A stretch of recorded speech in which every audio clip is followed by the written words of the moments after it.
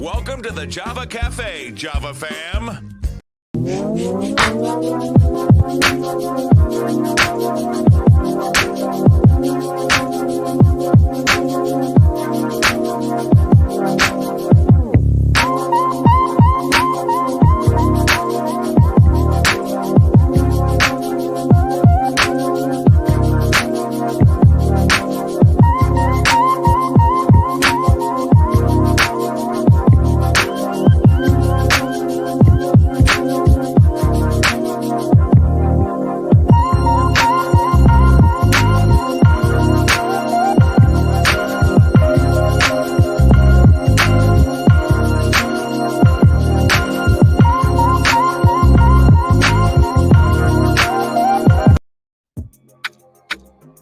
Good morning.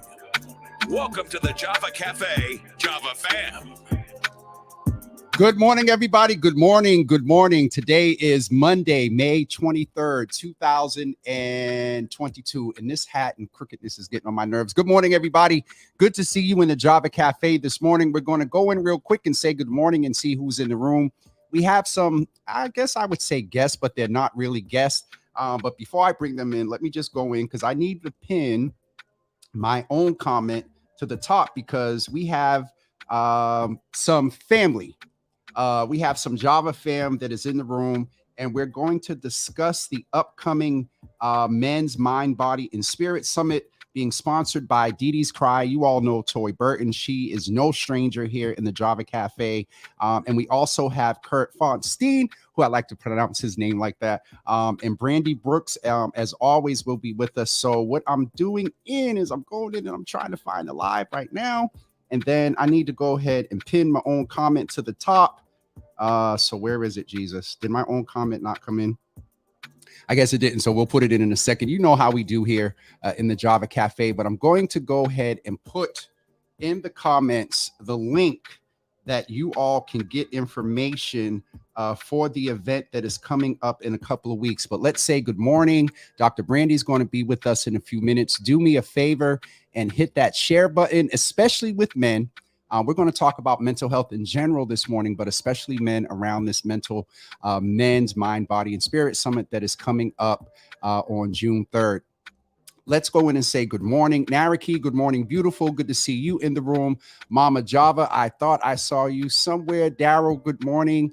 Definitely glad to see you here, sir. Good morning. Mama Java, good morning. Nikki, good morning. Good to see you in the room. Sister Soraya, good morning to you. Good to see you in the room. Also, Pastor Marion, good morning. Good to see you. Sister Debbie as well. My sister Lasagna, thanks for the convo this weekend. Tasha, good morning. Good to see you in the room as well. And Tara, good morning. Good to see you in the room. Listen, without further ado, I would like to represent to some and introduce to others a brother and sister of mine that is here this morning, and it is Toy Burton and also Kurt. And let me just switch this out real quick because we want to get the tech right. All right, there we go. There we go. All right, there we go. We got it all together now. Y'all know I do this in real time. Good morning, Toy. Good morning, Kurt. Good to see you guys in the room. How are both of you? Toy, how you doing this morning? I'm doing good. I'm doing better. Had a rough weekend with the passing of my cousin, but I'm doing good today. Definitely. I'm going to mention something in a few minutes as well. And Mike, my brother, is in the room. Good to see you this morning as well. Kurt, good morning, sir. How are you doing? The coffee ain't kicking yet, but I'm feeling blessed, man. I'm feeling blessed. Mine ain't kicked in yet either, so we're on the same page. And Toy, why don't I go back and do, and Kurt, I'll come back to you in a second, as we do every Monday. Toy, you kind of did it, but if you were to use one word to describe your mental health feeling or how you're feeling this morning, what would that word be this morning? This morning, I guess resilient. Resilient. We could talk about that because that word, we become resilient going through a lot of stuff. And so, but you know what, that's your word. And so definitely. Kurt, what would be your word this morning? My word would be exhausted. Yeah. Mine as well. Mine would definitely be exhausted, but I don't see that as a negative. Okay. I don't see that as a negative. I think it's moments like this when you are exhausted, but you still show up, that kind of speaks more to your character. Or you are feeling tired or you're feeling overwhelmed and you're not laying in bed all day and you still show up. I think that speaks more to your ability and, ability to achieve success and all that good stuff. It goes to Toy's point of resilience.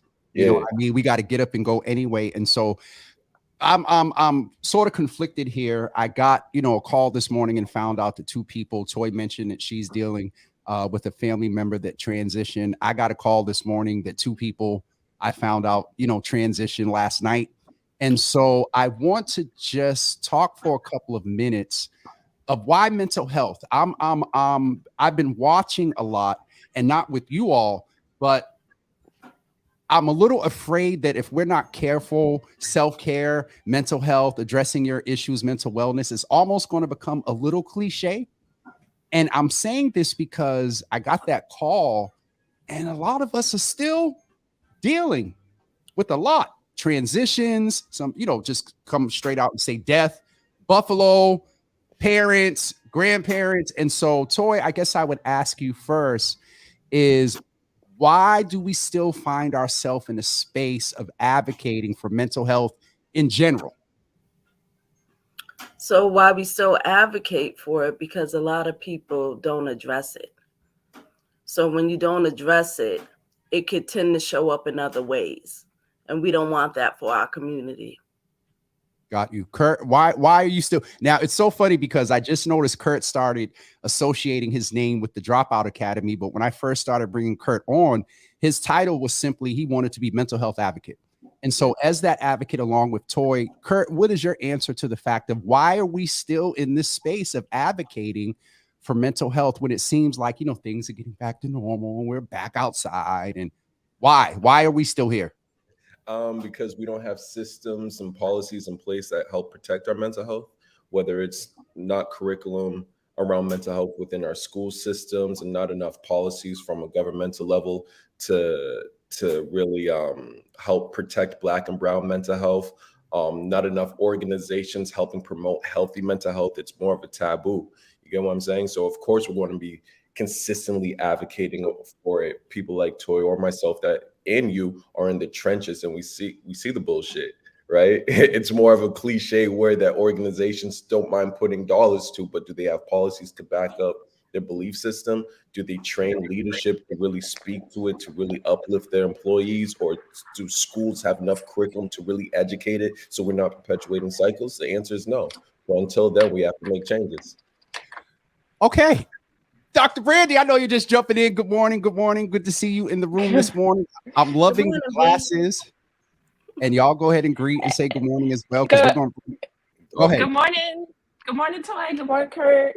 Hey, James. How y'all doing? Bless. We are doing well. I'm just going to interrupt real quick because it's this brother's birthday. Brother Stan Jenkins, we want to say happy birthday. Happy birthday. Happy birthday to you, sir. Happy birthday. We celebrate you, man. Good to see you in the room this morning. Keep being resilient. Keep advocating as you do as well. And so, Dr. Brandy, you watch a couple of minutes before.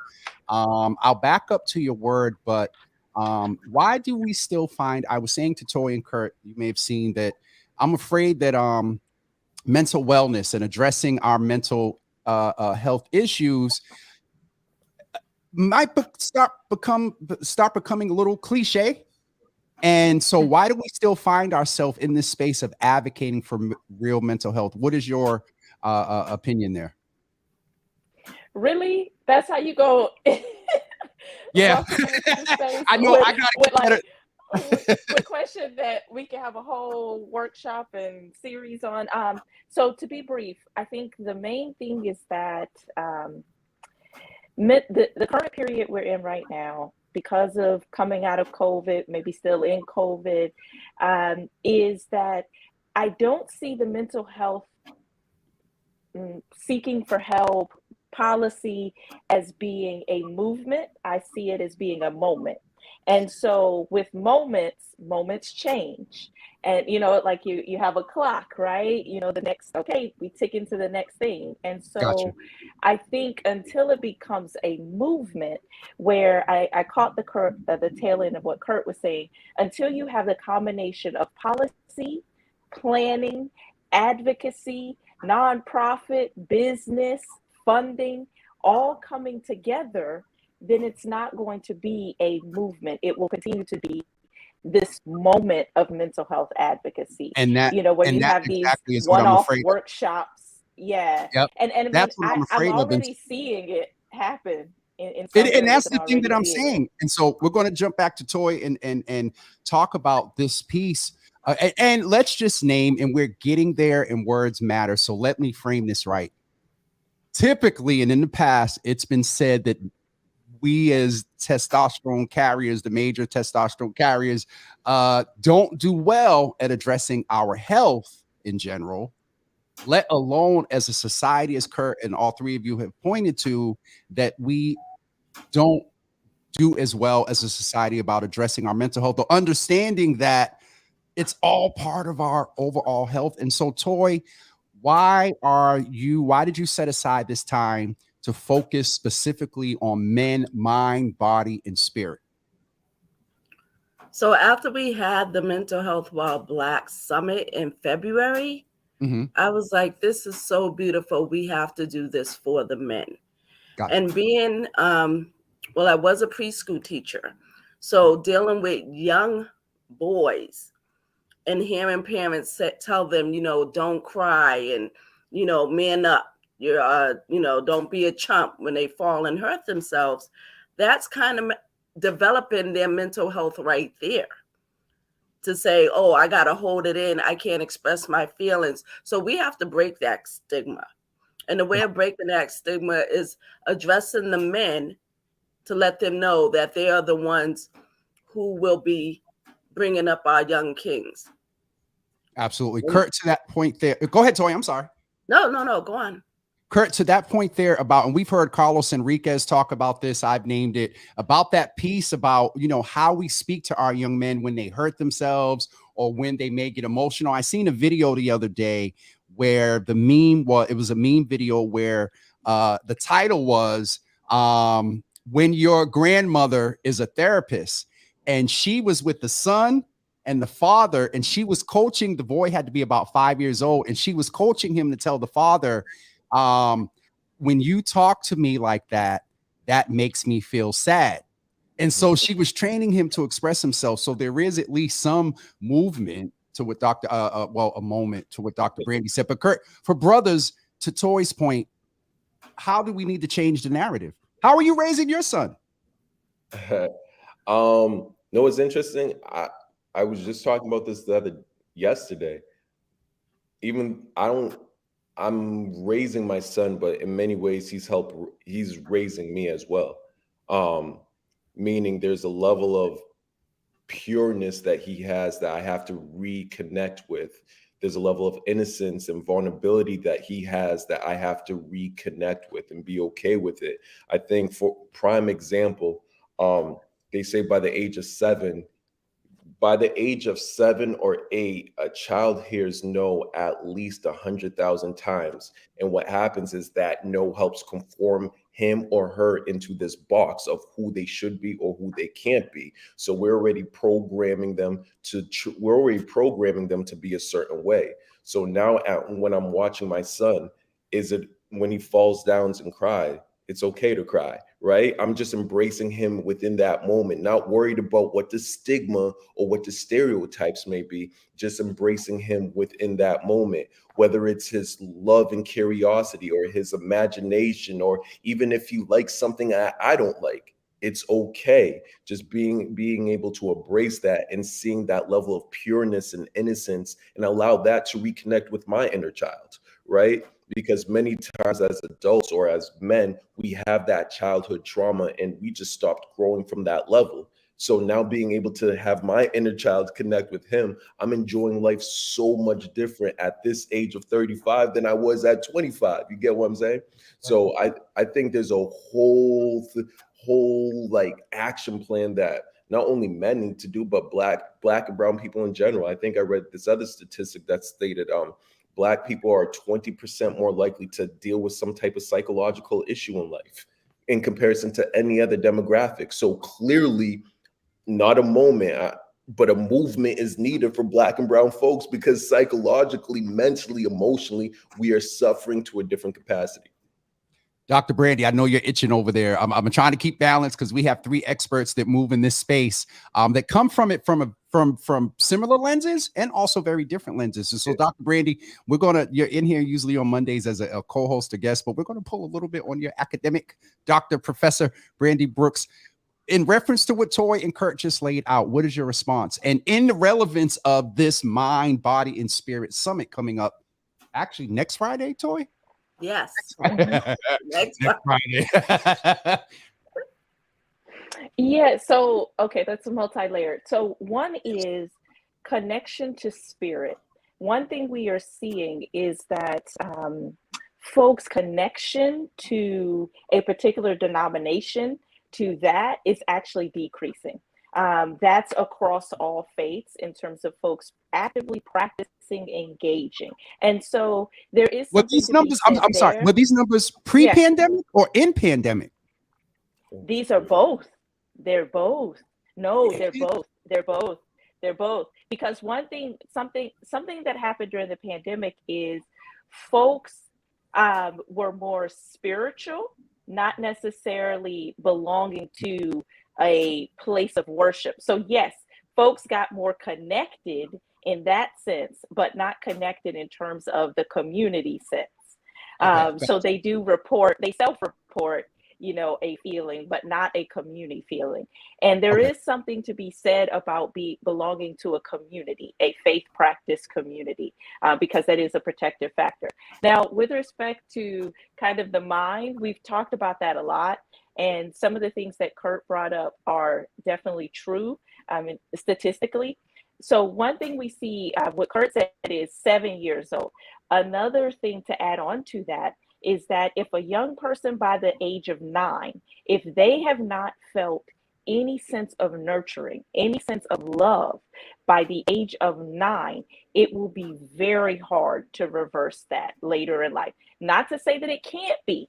You can break those bonds of trauma. But the thing is, by the age of 9, a young person has become so bonded to their traumas, so bonded to the dysfunction, so bonded to being told you're less than, you're not worthy, that it becomes that much harder when they get older. In addition, if by the time they're in 3rd grade, they haven't received that in terms of educational and that type of support, they are more likely to be jailed. They're more likely to, it's horrific with respect to that. So we've got to, particularly with our young kings, we have got to make sure they are nurtured spiritually, physically, mentally, and this one is big too, financially. We have got to teach our young people, we've got to have different conversations around money and around consumption and what money means, And right? expanding. In terms of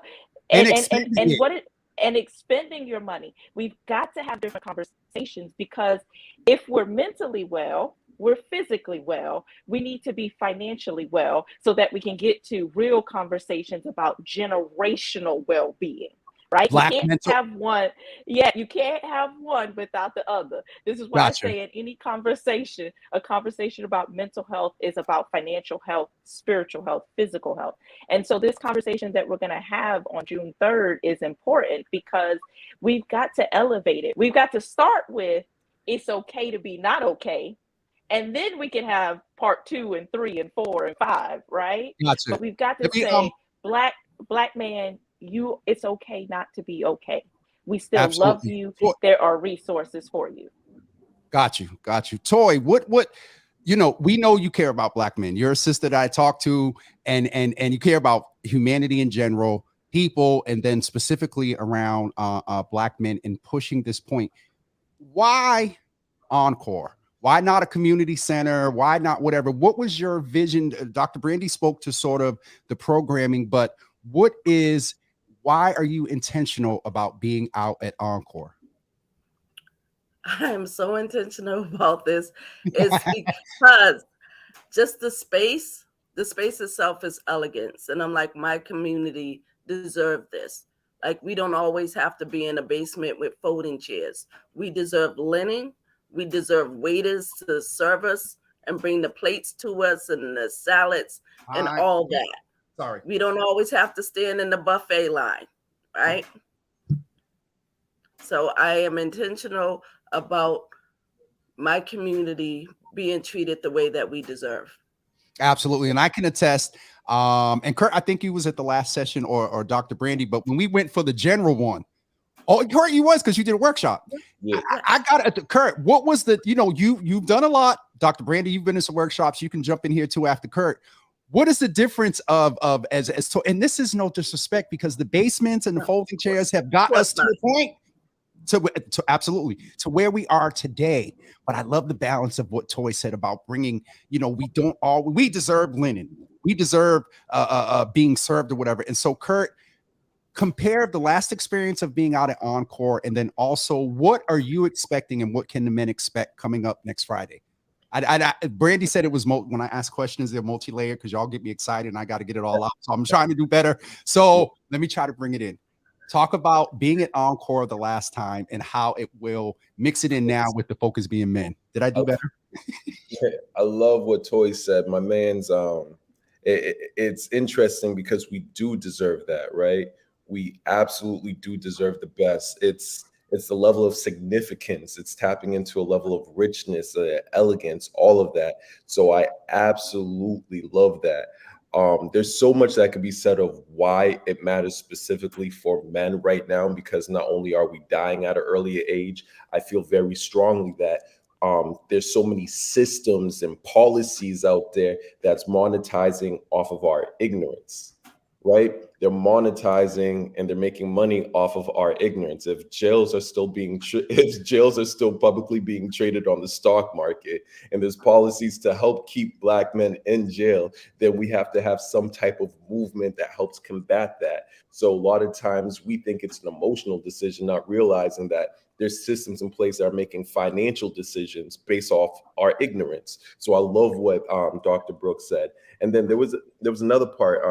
There was another huge part. My man at MBK 617, right, Tony, he does something that kind of speaks to what Toy's doing, because he told me recently how he loves to bring the kids, how his kids' life changed, not when he brought them to the Celtics games, but when he brought them to the Celtics game and they were in the front row seats, right? When they're in the front row seats, they see the player, they see the sweat dripping off their face, they're right there in the action versus being all the way in the bleachers. And that's no shame to the community centers, everything to that capacity. But I'm saying that those kids' lives change differently. I remember Tony was telling me, he's like, there was one kid after the game, he said, I'm not coming back here until I'm able to afford these front row tickets. That drove some level of ambition, drive, motivation. He's working on a business plan. He's doing everything he can so he can now figure out how to afford it, because we don't deserve the bleacher seats no more. I watched the Celtics games. I was just at Fenway.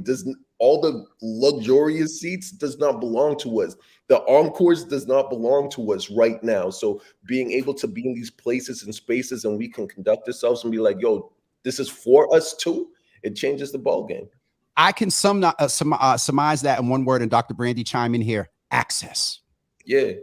Excellence, as Toy said, Kurt, when you talked about Tony, and shout out to MBK 617, Tony and Peter and all of them, Peter rather, and all of them, that it's access. And so, Dr. Brandy, can you speak to that for a couple of seconds around what is the impact of what is the mental health impact of access? I know that day sitting there and walking through Encore, like you do kind of stick your chest out a little bit different. It's real. And so, Dr. Brandy, access. Yes. What is your mental health? Come. Look, DJ Khaled said it. We the best, right? But in order to feel the best and be the best, to do better, to know better, you have to be you have to be put in those environments. You have to be either spoke up in those environments or be in that environment. So when we talk about access, knowledge and information ain't enough. We are in the information age. We're in the knowledge age. It's the access. Do you have access to someone who is part of the Fortune 500? Or do you have access to the rooms where they are in? Do you have access to, fine dining, so that when you go to a fine dining, you know how to act? And which fork do I use? Which things do I use? And it's part of, how do we make sure our community feels that they have access to the same spaces, again, that our ancestors and our peers helped build. So we are going to be at Encore. We're going to be at the Celtics game. We're going to be in all these spaces On the because seaport. because we deserve to be, because we are worthy enough to be, because we've worked hard to be. And so I always joke with Toys, like, we going back to Encore, because I feel like we be at Encore every week. Okay? If you follow Toy on social media, we be at Encore every week. Garden Cafe, what's up? I don't know about them $18 pancakes though, but it's important to be in these spaces, because when you look around, right, and you don't see many of you in these spaces, that tells you something. That tells you something. It's like, you look around and you're like, why aren't there more of us in these spaces? Right? Is it because the doors haven't been open for us? Is it because we don't know these doors are here? Or is it because that when the doors were open, it was only partially, so we couldn't really go all the way through? It was like but we looking at you. What you're doing in these spaces. And so it is important that we aren't just in basements. We can still have the parties in the basements and get it lit, but it's also important that we're in the top, we're in the suites, right? Like, we as a community, we need to be all the way from the basement to the suite level. And Brother Coleman, it's important. Brother Coleman is on. We talk about transforming. When we talk about how we transform as a community, we need to be at all levels, making decisions at all levels. I'm going to bring it to Brother Kurt, and then Toy, if you could get ready just to kind of go over the day. But Brother Conan is in the room, and to your point, Dr. Brandy, and if you know us and Brother Conan, you can't say something that Brother Conan says without saying it like he says it. And so we belong everywhere. So to Dr. Brandy's point, and as Conan says, we belong everywhere. Kurt, I saw you ready to sort of jump in, and then we'll bring it back to Toy for the agenda. Yeah, I'll make it super quick. What I do hope, though, eventually these conversations leads to, I think economic development is needed in Black and Brown community. We already know that, right? And the reason why I'm saying that is that I'm hoping that this might be a little bit different. I really wish that back in the day, I think it was the first Black student was Ruby Bridges, for example. Yeah, I think that was 1960. Ruby Bridges was the first Black student to go to an all-white school. And I think obviously that movement was great. Cool. But I wish it wasn't a Black student. I wish it was a Black principal. I wonder what it would have been if it was a first Black principal that was able to be in charge of white students versus us trying to say, hey, we just want to get in that room from the ground up. I really hope that one day we can change that mentality where we could start saying, why can't we own our own version of Seaport? Why can't we own our own version of Encore? Why can't we start get together a group of people that we can own our own NBA team like the Celtics or anything to that capacity? Because many times I feel like we're coming in from the ground up. We want to be the player of the team instead of owning the team. We want to walk in and have access to the room instead of owning the room. I'm hoping that we have that mind shift that we can talk about more ownership in Black and Brown communities. Because when we talk about policies, it's honestly people from different demographics that are making policies over us.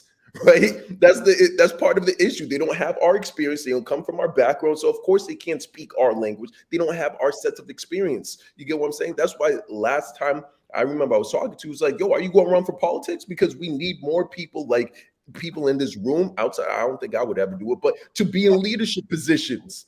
Right? We need to be in leadership positions. We need to be in ownership positions, because then that's when everything changes. Not like, no, we can go in these rooms. Now we own these rooms. And that's what my person believes what Toy's doing next Friday, where it could spark that imagination of like, oh shit, I can actually own places like this. It's interesting because there's a couple of perspectives here, and I want to just talk to one that Sharon points in. Please make sure y'all tip our servers. I'm a server, and we have many stories about us and our non and low gratuity, especially So Sharon, I didn't see all your comment before I read that part, but that is actually real. That is actually real. And we can, to the points that Dr. Brandy and Kirk just made, really, we lost Dr. Brandy. Speak to this theme that I used to want to talk about is Black mental wealth, because a lot of people don't want to talk about the correlation between finances and mental wellness, and that can sometimes contribute to not addressing mental illness. Toy, what is it that we can look forward to at the day at Encore next Friday? So arrive at 8 a.m. Say that again. Say it again. 8 a.m. Hold on, Toy. Be there. Say it again. Be there at 8 a.m. Okay. So breakfast will be served from 8 to 9. So arrive between 8 and 9, right? And so the 9 o'clock we'll start the program. 10 o'clock so this year we're actually giving an award away. This will be Dee Dee's Cry's first time giving it away. An award is called, named after my cousin, the Kevin R. Smith, my brother, my friend award. So that will be happening just before 10 a.m. And then we will have the plenary.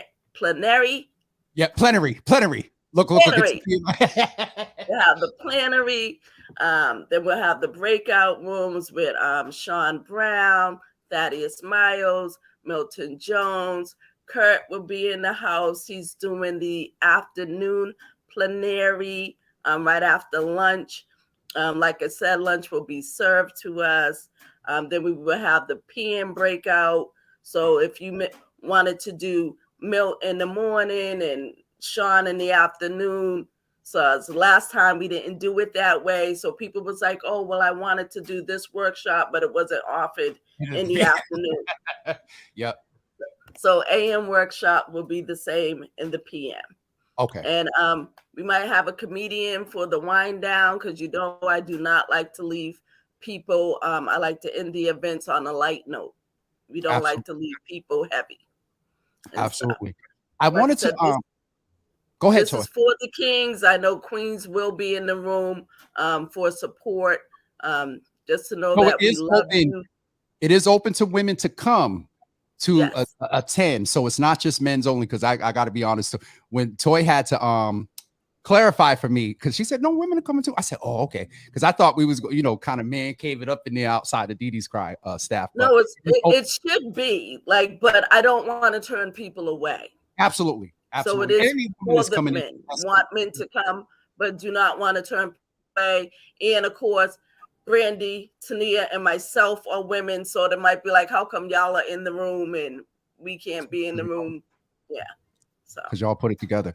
Dr. Brandy, we're going to get ready to wrap up. I want to be intentional about wrapping up with Kurt as we're focusing on this men's piece. But I just wanted to ask one question before we do. And I want to pose this to Toy. There's one question and one comment. And then Dr. Brandy, if you can get ready to give a closing statement. My mom asked a question and it kind of threw me not off guard. It's not surprising, and I'm trying to find it, but I'll just tell you what she said. She asked me, do you think, and so I want to ask you, maybe speak to this first. Do you think that the way that we were talking about not allowing our young people to express their emotion is a reason that we wind up now shooting in general, not Rittenhouse and this young man over in Buffalo? I think what my mom was asking was, okay, here it goes. Do you think that that's why they act out shooting and killing due to Men Don't Cry? And so, Toy, I wanted to ask your perspective, and of course, Kurt, you as well. But we usually don't get questions on a Monday, and so I definitely wanted to acknowledge that in with what's going on, because, Toy, as I mentioned in the beginning, and you all, we still have people transitioning, some from COVID, some from natural causes, and unfortunately still some from violence, urban violence, terrorist, systemic, white supremacist violence. Let's just say it for what it is. And so we were talking earlier when my mom asked this about how we don't let our young men grow up expressing their emotions. Toy first and then Kurt. Yes, just like I was saying earlier, it will manifest in other ways if we do not address what's going on with us mentally. So if a child is being told no, or being molested and can't speak on that, or things are happening and then they grow up and they're trying to find a way to release it, it usually comes out in anger, right? Yep. Because if you act too lovey-dovey, you're a sissy. If if you talk about your emotions, you're this, you're that. So it's going to come out in anger because they're told, men have to be strong, and, men have to fight. It's always, if somebody hits you, hit them back instead of walk away. Have a conversation. If they're not listening, walk away. Why does it have to be violence? I'm going to actually switch in the comment, because like I also like to honor our women. I want to honor our brothers too. Dr. Brandy, if you could sort of speak to that a little bit, and we'll close out with Kurt as being a man. I see that eyebrow up. Oh, Jesus. No, I'm saying you and these questions, these loaded questions today. It's because it's so much. Just like if we don't deal with our issues, there's all this in me. So it's layered. The first part is words can be violence. And you think about, they say death by 1,000 cuts through the tongue. And you can be lashed every single day by the words. You are unworthy. You just like your father. And he was not good for nothing. Can we park? Okay. Can we park there for 1 second? You saw the eyebrow, so you knew I was about to go in. Because we used to hear about that. You don't hear it as much. It doesn't mean that it's still happening, but that element has a huge impact, because if that child sees a relationship of distension and you're always casting him in a negative, sorry. Yeah.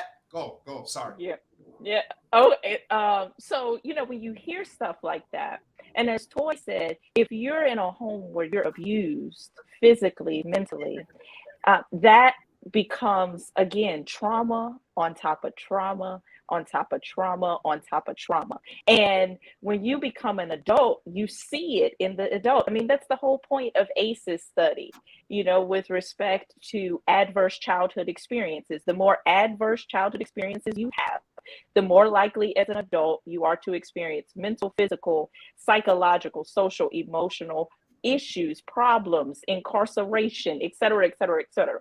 So there is the first part of that is words matter. Make sure we are careful with the words we speak and the words we allow our young people to hear as well. So not just our words, but the words in our community. How are we speaking about ourselves? How are we speaking about each other? How are we speaking about the community? So that's the first part.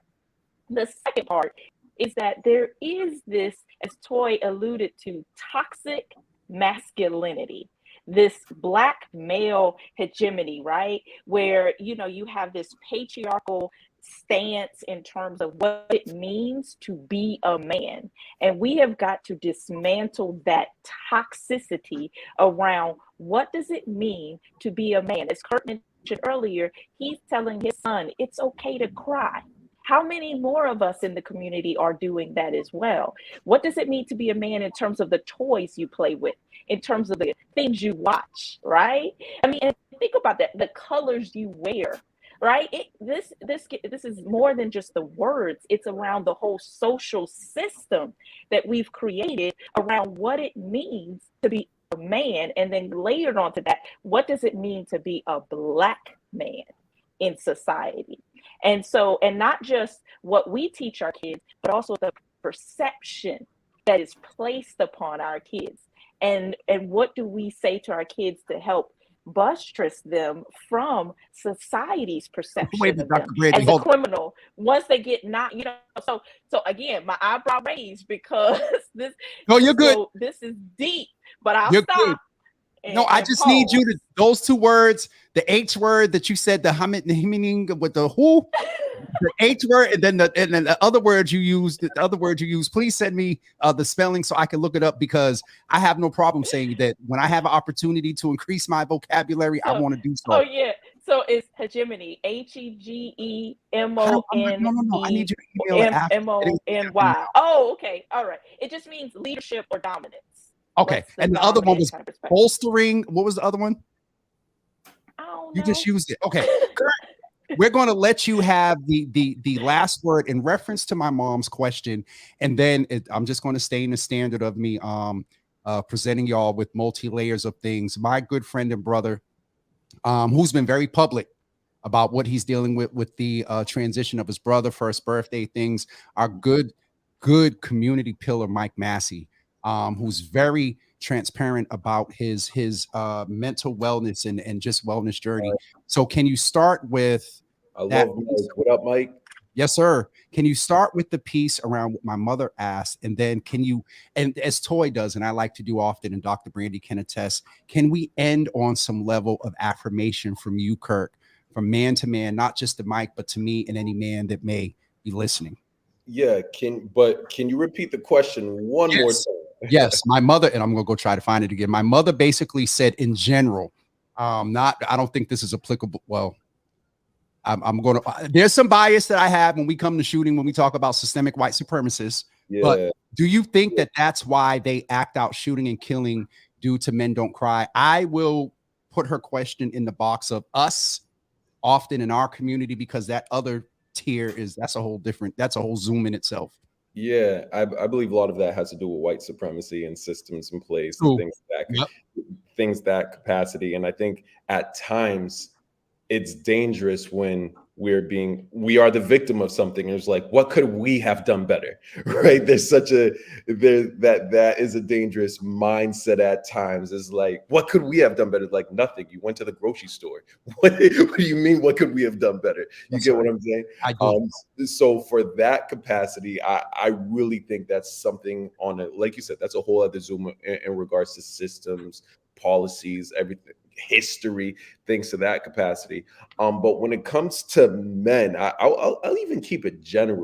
I heard this stat out there that said 85%, because we're talking about economic development. A lot of men love money, right? A lot of men at times feel like their worth comes in terms of their financial status. We would say that, right? Yep. Well, I would even say something as basic as this. I remember I was reading this Forbes magazine, and it said that 85% of your financial success is due to your personality, your ability to communicate, negotiate, and lead. Once again, it's due to your personality and ability to communicate, negotiate, and lead. And many times right now, especially Black and brown men, our personality just suck. We suck right now. Our personality is just ass. We're so closed off. We're suppressing so many different emotions. We only communicate when it's something funny or we feel disrespected. Like there's some introspective work that we need to do within ourselves so we can start. Right now, I feel like life is balanced, right? What's in you comes out of you. So right now, a lot of us are in poor economical states because we feel poor.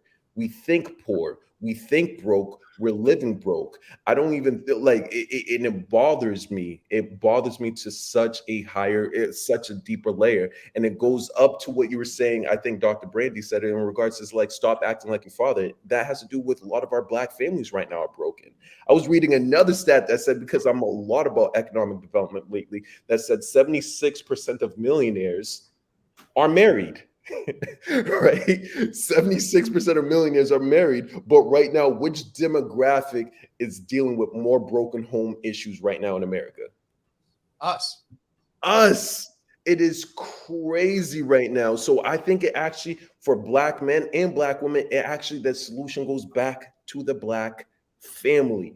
It goes back to the family. It's not if we isolate Black men issues and isolate Black women issues, we're not coming together. I think it is a family issue that we're talking about. It is a community issue. There's certain things that Dr. Brandy and Toy can teach me that another man can't teach me. And in reverse, there's certain things that a man can teach me that they can't teach me. We need to come together. It's a village that raised a cub. It's not just a Black man issue, because when we don't handle our issues, it becomes the whole community's problem.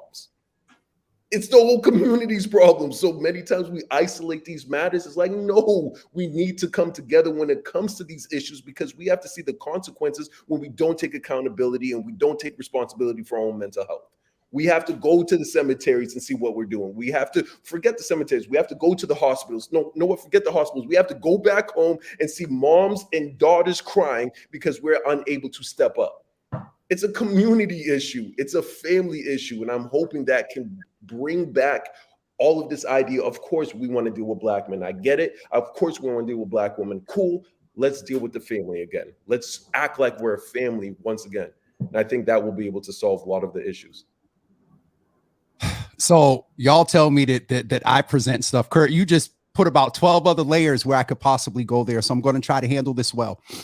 One is that I love how you talked about family and community. We understand that family constructs can be very different these days now. And so you did pull in the family and community. It may not be the traditional, mom and dad or whatever, but the sense of family and community isn't always isolated by blood, as you referred to the village. And so I wanted to bring out that point as well. You talked about men needing to step up to the the other word that Dr. Brady's going to email me about leadership.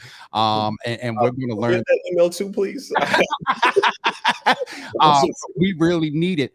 I just wanted to make sure that you all understood why and had an example of the speakers and the caliber of people that will be at this event on next Friday, June 3rd from 8 a.m. And to the comment that Heidi put when Toy said she needs us in our there by 8, that means that we need to be in our seats by 7:50 a.m. so we can start. And so, yes, we're all going to do our best to be there on time. Jesus, I was a little late at the last one.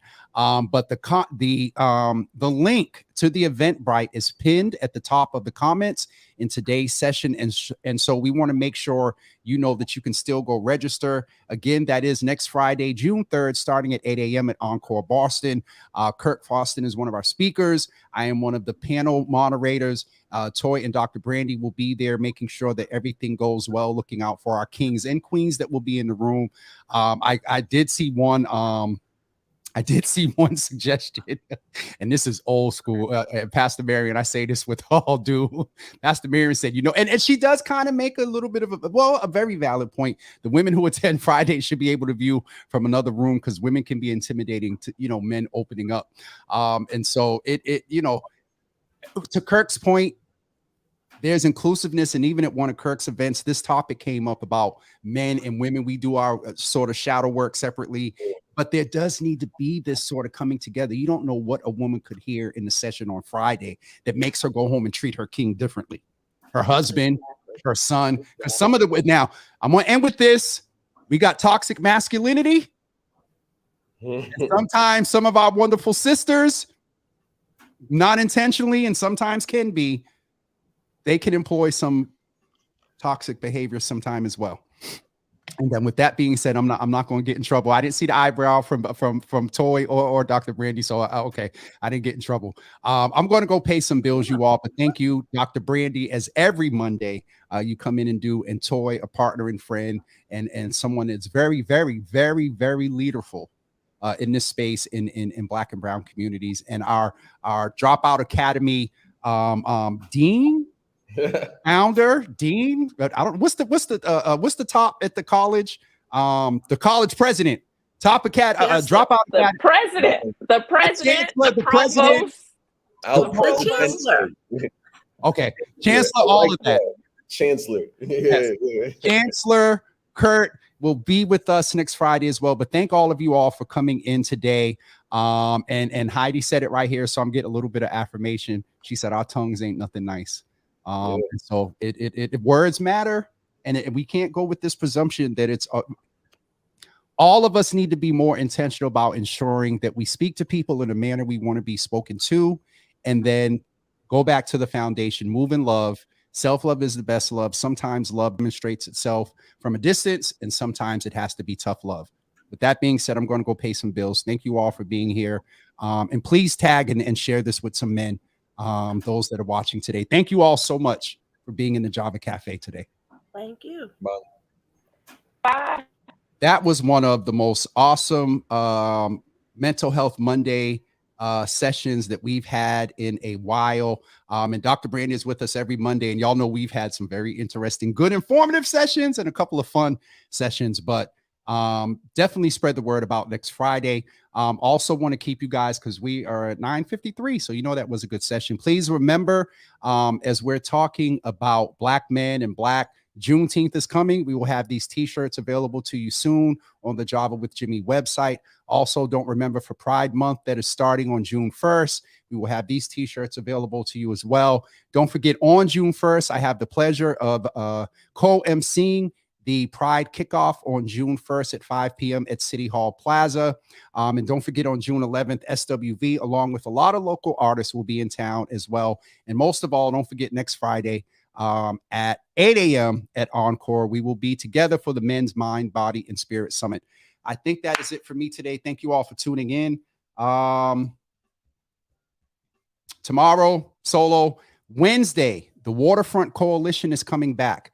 This is the entity, and let me touch something a little bit about this access and waterfront. Now, I understand there was some interesting behavior over on Carson Beach, and fighting and all that other stuff, and parents, have a conversation with your young people, your teenagers, about just respecting one another and nonviolence and whatnot. But we have to ensure that these state troopers and law enforcement that are making plans to ensure that another incident like yesterday or the day before, whatever happens at Carson Beach, doesn't happen. We have to ensure that equity and access is included in those plans.